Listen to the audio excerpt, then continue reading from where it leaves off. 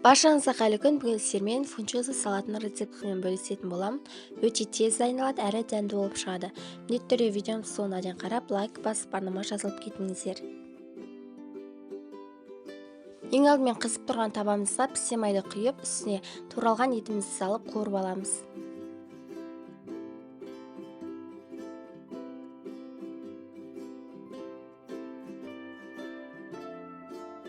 Соевый соус қосып араластырамыз, және дәміне қарай тұз, перец қоссаңыздар болады.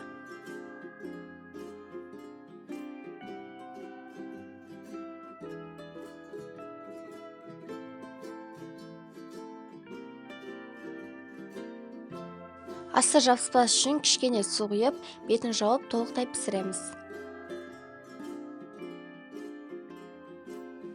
Етіміз піскенше қиярымызды видеодағыдай турап аламыз.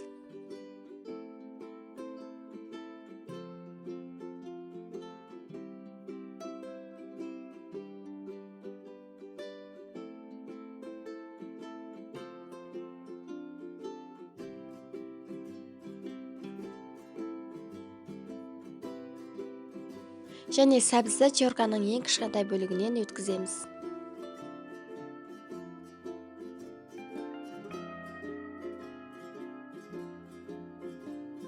Фунчозаны ыдысымызға салып, үстіне ыстық қайнап тұрған суды құямыз.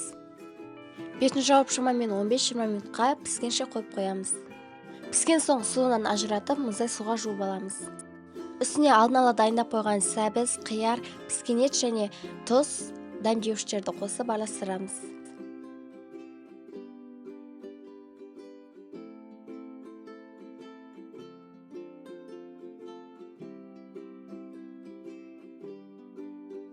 Осымен фунчоза салаты дайын болды. Міндетті түрде жасап, іштеріңізді қуантыңыздар.